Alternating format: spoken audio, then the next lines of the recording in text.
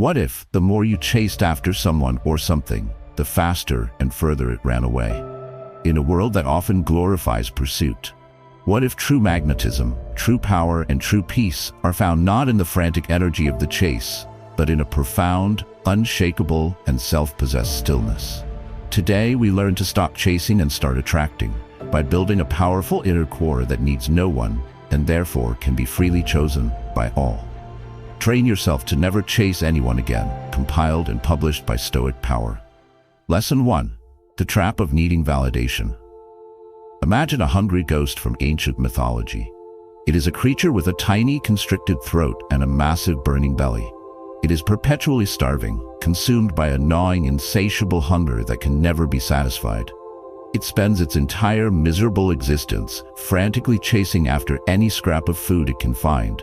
But even when it manages to swallow something, the relief is fleeting, and the deep, agonizing hunger immediately returns, more powerful than before. The inner conflict for so many of us is that we harbor this hungry ghost within our own souls. Its name is the need for validation. We believe that the approval, the attention, the affection, or the admiration of other people is the food we need to feel whole, worthy, and at peace. The painful and deeply debilitating problem is that this belief traps us in the exhausting, endless, and ultimately hopeless cycle of the chase. We chase after a romantic partner, believing their affection will finally fill the void within us. We chase after the approval of our boss or our peers, believing their praise will finally make us feel successful. We chase after likes and followers on social media, believing that the attention of strangers will finally make us feel important. But like the hungry ghost, even when we get what we are chasing, the satisfaction is momentary. The external validation provides a brief flicker of relief, but it can never satisfy the deep inner hunger. And so, the chase must begin again, more desperately this time. This is not a life of strength. It is a life of perpetual, anxious starvation, where our well-being is entirely dependent on external sources we cannot control. The transformative solution is to make the courageous and life-altering decision to stop seeking nourishment from the outside world and to begin the profound inner work of learning to cultivate your own inner feast. It is the Stoic path of finding your sustenance within. The core Stoic idea that liberates us from this trap is the powerful and practical dichotomy of control. The validation of other people, their opinions, their approval, their affection, is fundamentally external and therefore completely outside of our control. To base our self-worth on something so fickle and unpredictable is, to a Stoic, a form of madness. It is to give the key to our own happiness to a complete stranger. True satiation, true inner nourishment, can only ever come from that which is entirely within our control, our own self-respect, which is earned through our own virtuous actions and our own integrity. The benefit of this is that you break the cycle of the hungry ghost. You stop being a needy consumer of external validation, and you become a powerful, self-sufficient generator of your own self-worth. This creates a profound sense of inner peace, stability, and an unshakable confidence that is not dependent on anyone or anything outside of yourself. The actionable step to begin cultivating your own inner feast is to start a journal practice called the internal harvest. At the end of each day, for 1 week, your task is to ignore what you received from the outside world and to focus only on what you cultivated within. You will write down one action you took that day that you are proud of, one moment where you acted in alignment with your own deepest values. It could be, I was honest when it would have been easier to lie. Or I kept my promise to myself to exercise, even when I was tired. Or I showed patience when I felt like getting angry. This practice is the sacred act of feeding yourself. You are training your mind to look for nourishment from the quality of your own character, not from the fleeting applause of the crowd. With consistent practice, you will find that the gnawing hunger for external validation begins to subside, replaced by the deep, quiet satisfaction that comes from your own self-respect. I urge you to begin your internal harvest tonight. Learn to be the source of your own feast. This hungry ghost of neediness is fueled by powerful emotions. How do we gain control over the feelings that drive the chase? Our next lesson is on how emotional self-control builds true strength. Before we continue, please subscribe to the Stoic Power channel to commit to this journey of profound self-nourishment. Lesson 2. Emotional self-control builds strength. Picture a skilled and powerful charioteer in an ancient Roman circus, standing tall and balanced in a small, lightweight chariot. The chariot is pulled by two magnificent, powerful, and wild horses. These horses represent your most primal emotions: the powerful longing for connection, the deep fear of being alone, the desperate anxiety of uncertainty. These emotions are not evil. They are magnificent creatures, full of life, passion, and immense energy. But they are not rational. They can be spooked by a shadow, enraged by a rival, and they will, if left to their own devices, run wild in a blind panic, dragging the chariot and its driver to a catastrophic crash. The inner conflict for each of us is whether we will be the masterful charioteer, holding the reins with a firm but gentle hand, or whether we will be the foolish amateur, clinging on for dear life as the horses drag us wherever their wild impulses may take them. The painful problem is that the very act of chasing is almost always driven by these uncontrolled emotional horses. The frantic, repetitive texting, the obsessive checking of their social media, the desperate need to fix things after a disagreement. These are not the actions of a rational mind. These are the actions of a person being dragged by the powerful horses of fear, longing, and anxiety. We feel a profound and painful gap between our rational self, which often knows we should give the situation space, and our emotional self, which is screaming at us to close the distance at all costs. In this state, the emotional self almost always wins, leading to needy, impulsive, and often counterproductive behaviors that push the other person even further away and leave us feeling weak, foolish, and deeply ashamed of our own lack of self-control. The transformative solution is to stop blaming the horses for their wild nature and to start training ourselves to become the skilled charioteer who can master them. It is the art of applying Stoic discipline to our own emotional reactions. The core Stoic idea is that our powerful emotions are not mysterious forces that happen to us, but are the direct result of the judgments we make. We chase someone not just because we feel a longing, but because we have attached to that feeling the underlying judgment. I need this person's validation to be okay. Without it, I am incomplete and my life is diminished. It is this judgment, this story, that gives the emotional horses their terrifying power. The Stoic warrior learns, through rigorous practice, to challenge and ultimately change this faulty judgment at its root. He learns to tell himself a truer story. I would prefer this person's affection, but I do not need it for my own virtue or my own happiness. I am whole and complete on my own.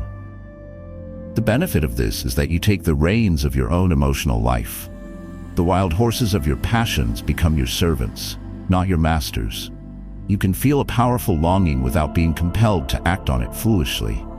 You can experience the fear of loss without being paralyzed by it. This creates a powerful sense of inner stability and self-possession that is the very foundation of strength. The actionable step to begin this training is the rain check pause.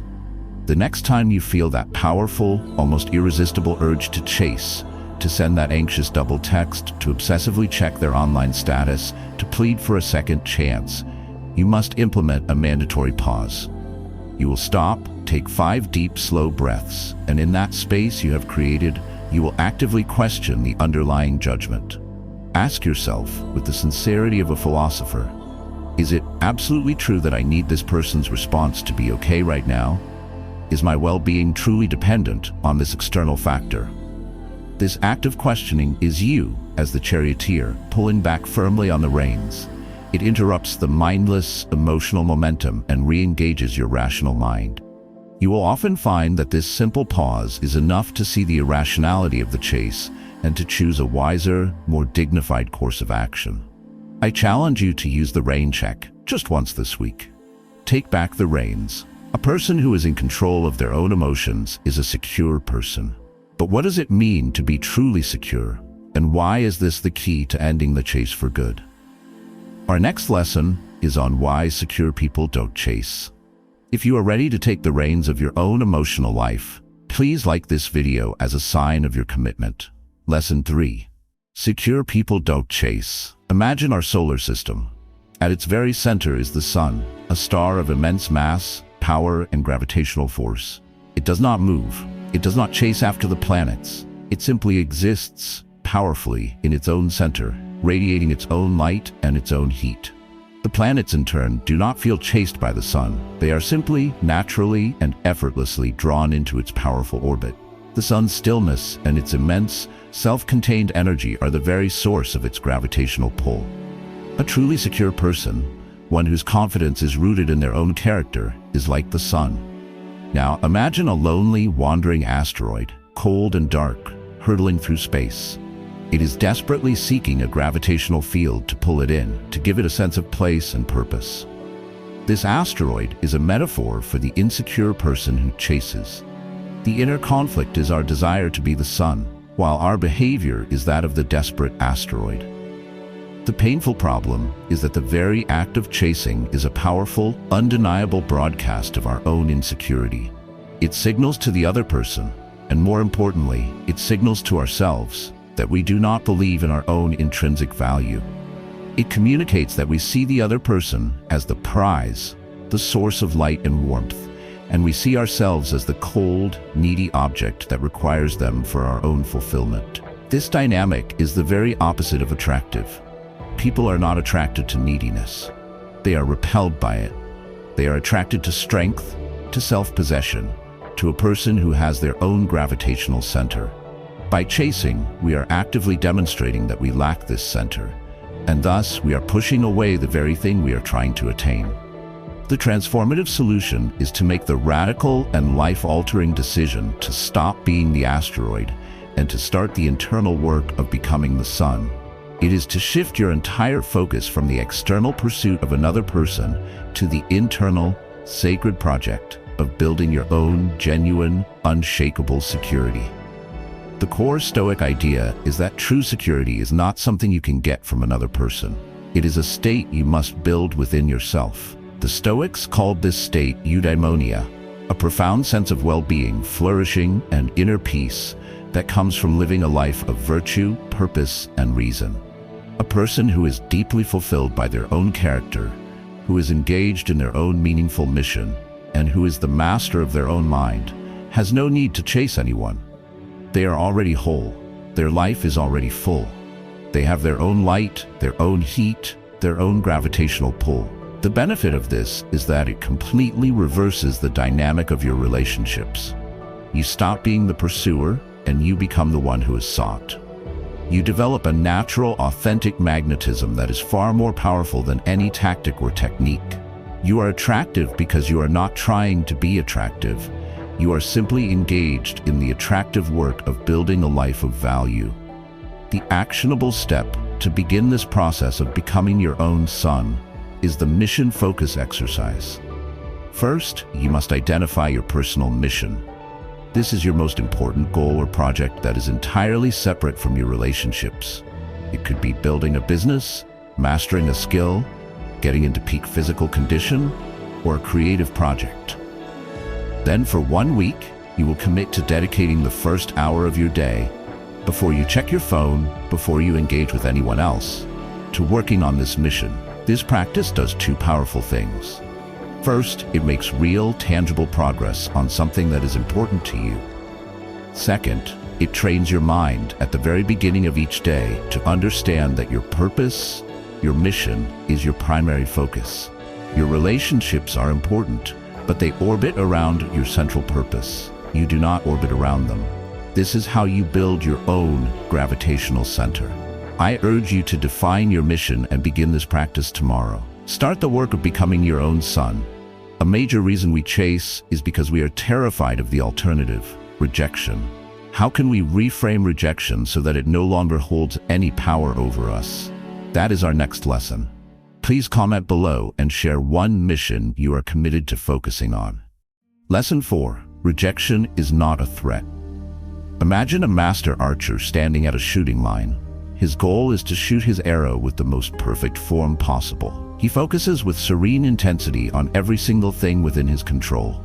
His solid stance, his firm grip, the smooth draw of the bowstring, his calm and steady breath, and the precise, clean release. This is his art, his discipline. The shot itself is a masterpiece of virtuous effort. But the moment the arrow leaves the string, it enters a world he does not control. A sudden gust of wind may push it off course, the target might be flawed, and so the arrow misses the bullseye. The inner conflict for us is that when we face rejection, we believe that the missed target is a final damning verdict on our skill as an archer. The painful problem is that we chase people and situations because we are utterly terrified of the death of rejection. We see it as a profound and personal failure, a final judgment on our worth as a human being. She rejected me, therefore I am unlovable. I didn't get the job, therefore I am incompetent. He didn't text back, therefore I am not important. This belief makes rejection feel like an existential threat, a monster that must be avoided at all costs. And so we chase, we plead, we try to force an outcome, all to avoid the immense pain of that perceived final verdict. Our fear of the outcome prevents us from acting with the calm dignity of the master archer. The transformative solution is to completely and radically reframe rejection through a Stoic lens. It is to see it not as a verdict on your worth, but simply as external, neutral feedback, an outcome outside of your control that has absolutely no bearing on your intrinsic value as a person. The core Stoic idea is that it is not the event of rejection that harms us, but our own judgment that rejection is a harmful, terrible, and diminishing thing. The Stoic trains himself to see rejection for what it is, simply information. It is information that indicates a mismatch of values, a lack of alignment, or a simple incompatibility.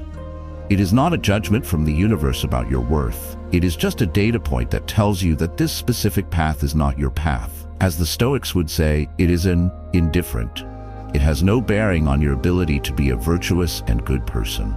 The benefit of this is that it robs rejection of its terrifying power. It takes the sting out of it. When you are no longer afraid of rejection, you are free. You can express your interest authentically, you can apply for the ambitious job, you can state your needs clearly, all with the calm confidence of the archer who is in love with the quality of his shot and detached from the landing place of the arrow. The actionable step to install this new belief system is the Rejection Reframe Journal. Find a quiet time and think of a past rejection that still holds some pain for you. Write about it. Then consciously rewrite the story from a Stoic perspective. The new story should look something like this. My action was to express my interest, apply for the job with honesty and courage. This was a virtuous action, and I'm proud of it. The outcome was that our paths did not align. I was not the right fit for the position. This outcome is a neutral piece of information and is outside of my control. My worth as a person was not on the line, and therefore it was not diminished. I am grateful for the clarity this provided, as it allows me to now focus my energy on a path that is better suited for me. By consciously reframing past rejections, you are training your mind to interpret future rejections in this new, empowering way. You are separating your effort from the outcome. I urge you to try this with one past rejection this week. Reclaim your worth from the judgment of others. Instead of chasing others to give us a sense of worth, how do we create that worth from within?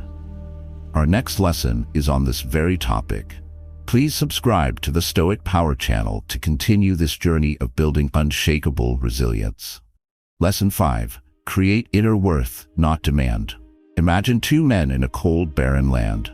The first man is a beggar. He has no home, no fire, no food of his own. He spends his days going from door to door, desperately begging others to let him into their warm houses, to share their food, and to give him a place by their fire.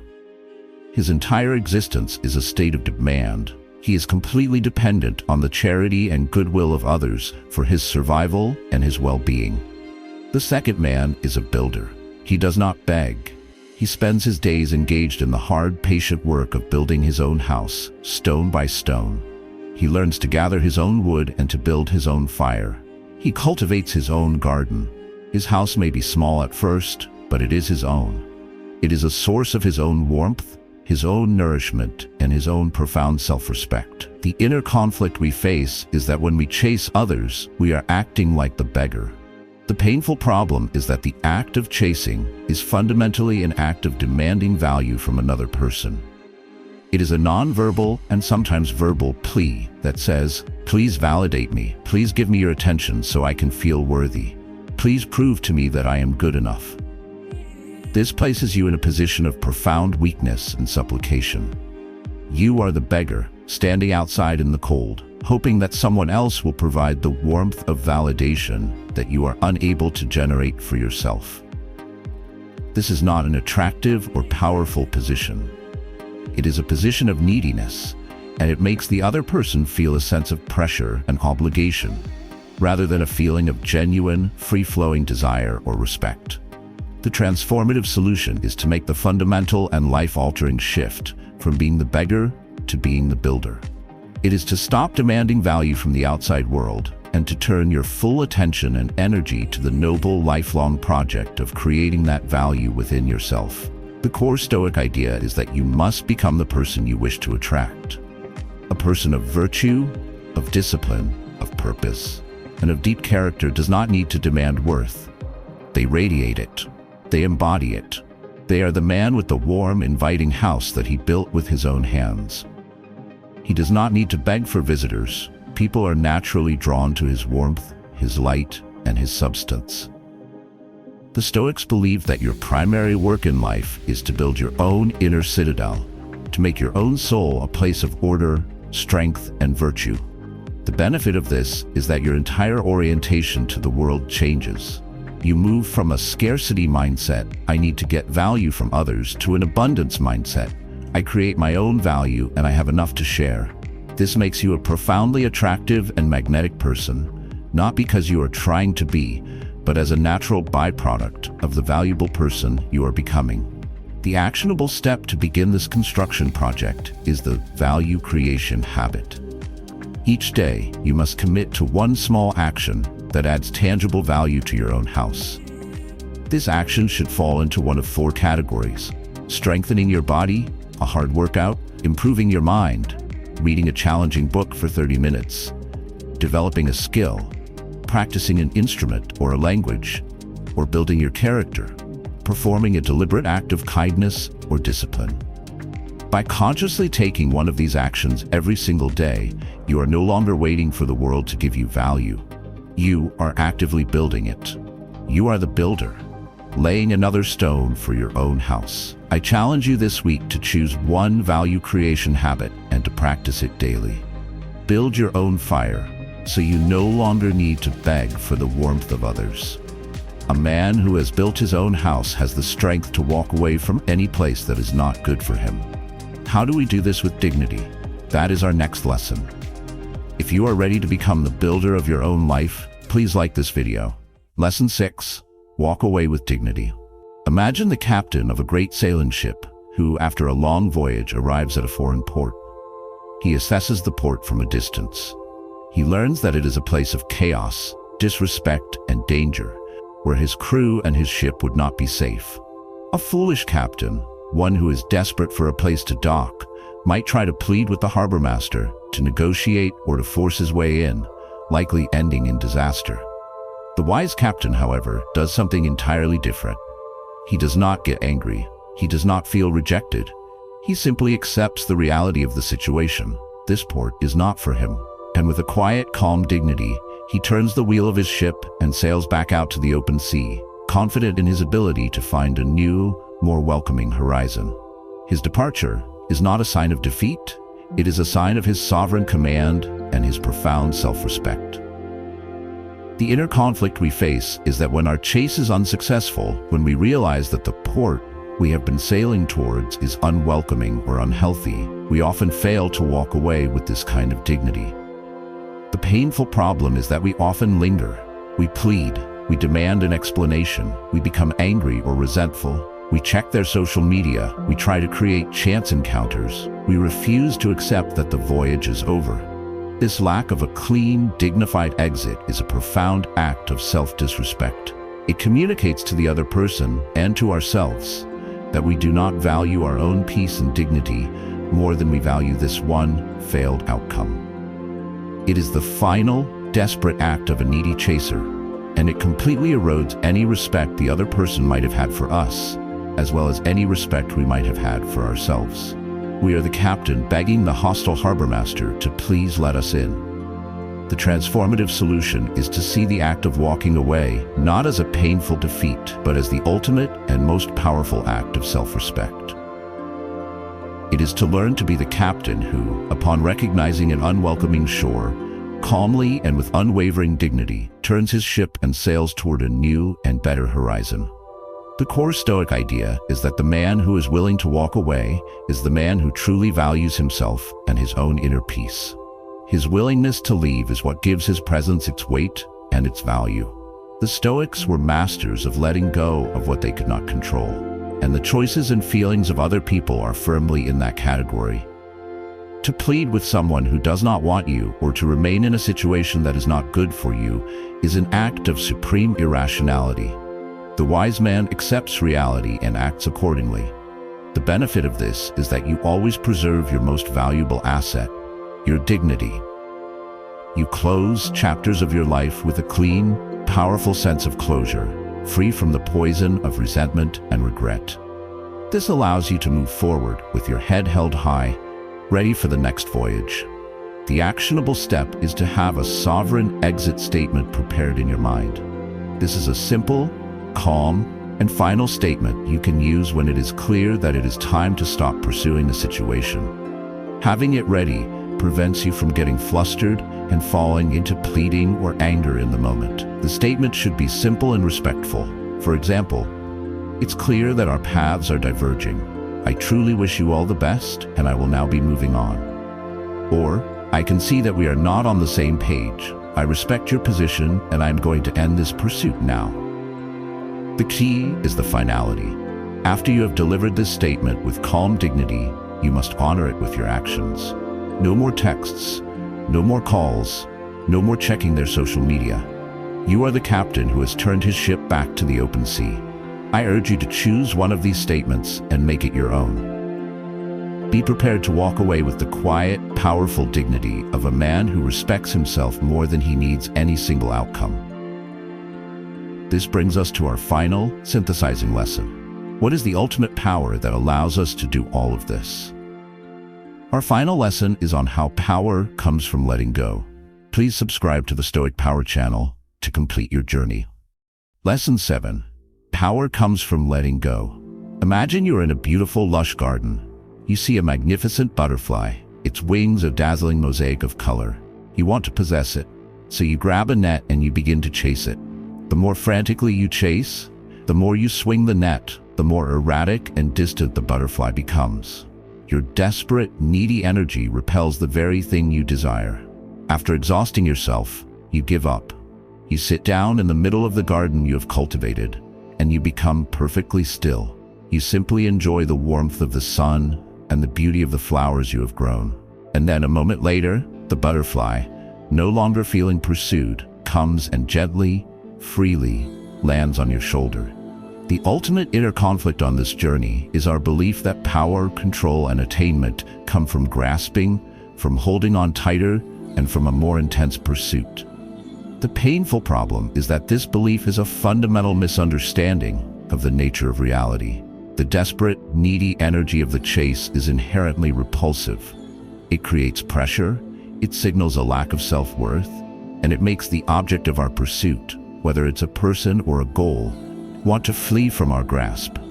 We believe that by letting go, we will lose all chance of getting what we want, so we cling even tighter, creating a self-fulfilling prophecy of failure and frustration. We are the frantic butterfly chaser, destroying the peace of the very garden we are in, and always ending up with an empty net. The transformative solution is the final and most profound synthesis of all our Stoic training.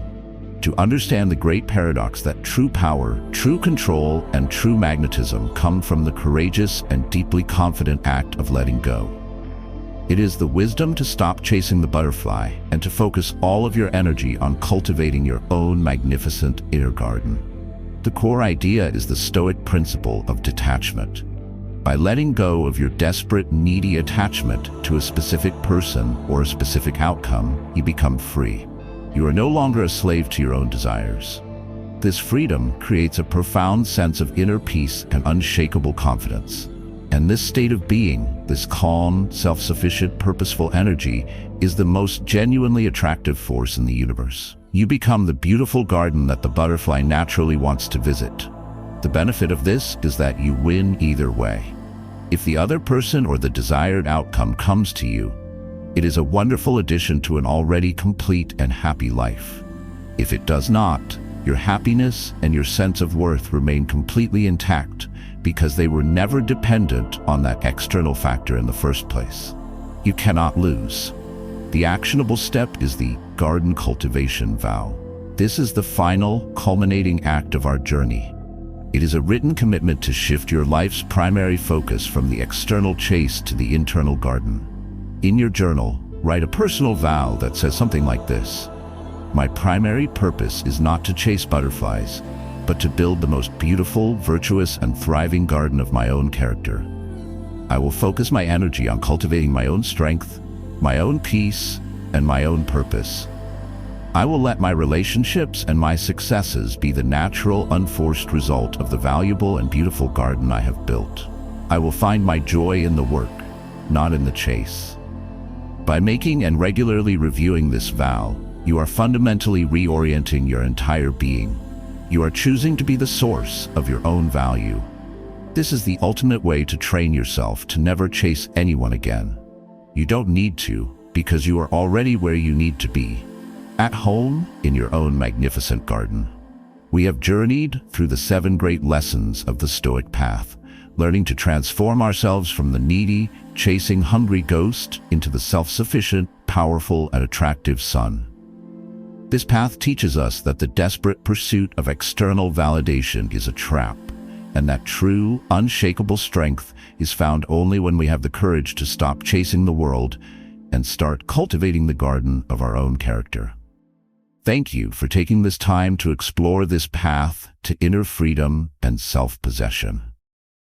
If this video has served you on your journey, please like this video, comment with your greatest insight, and subscribe to the Stoic Power channel for more wisdom on building a life of profound strength and integrity.